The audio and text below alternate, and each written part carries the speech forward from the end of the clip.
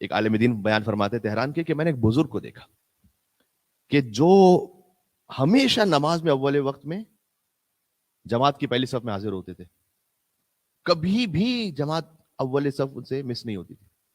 تو میں نے ان سے پوچھا کہ آپ ماشاءاللہ میں آپ کو سال ہر سال سے دیکھ رہا ہوں، ہمیشہ آپ نماز میں اول وقت میں جماعت میں موجود ہوتے ہیں.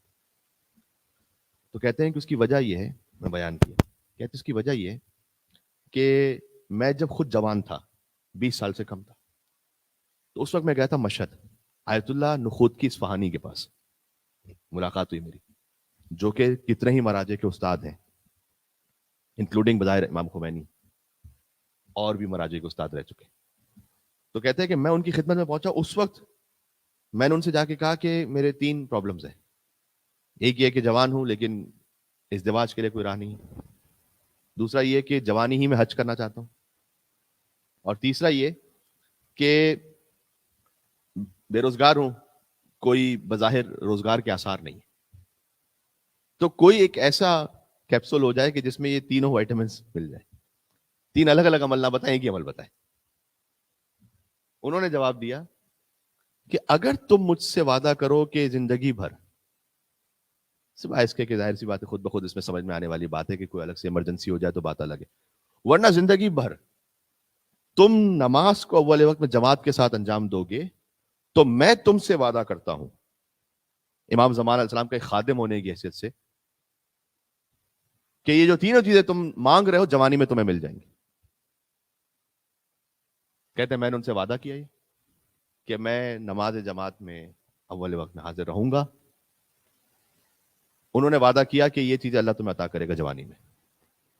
کہتے اسی سال ازدواج بھی ہوا، اسی سال نوکری بھی ایسی لگ گئی کہ کوئی ایسا مال ہاتھ میں آ گیا کہ جوانی میں حج بھی ہو گیا، سارے معاملات حل ہو گئے.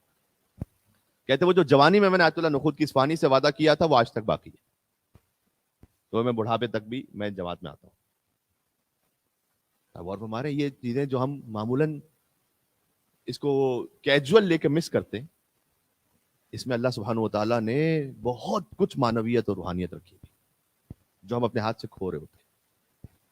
ایک آخری حدیث سنا کے اپنے آپ کے لیے بھی اور سب مومنین تک پہنچانے کے لیے، کہ ایک شخص تھا جو حضور مکرم کے زمانے میں جماعت میں تھوڑا سا لیٹ پہنچتا تھا، 1-2 رکعت میں سو جاتی تھی، بعد میں بھی آپ جماعت جوائن کر سکتے ہیں نا.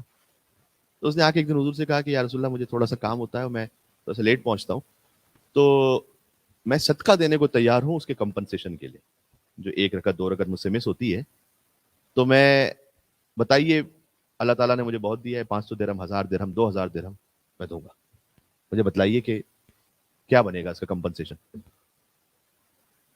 حضور نے کہا یہ سامنے جو پہاڑ دیکھ رہے ہو کوہ ابو قبیس کے برابر، باب السلام کے سامنے جو ہے مکہ میں جو بہت بڑا پہاڑ، یہ کوہ ابو قبیس ہے نا، اس کے برابر بھی ہر رکعت کے بدلے میں سونا اور چاندی زکوٰۃ میں دو، صدقے میں دو، تو وہ کمپنسیشن نہیں ہے اس 1 رکعت کا جو جماعت سے مس کی تو کمپنسیشن نہیں ہے.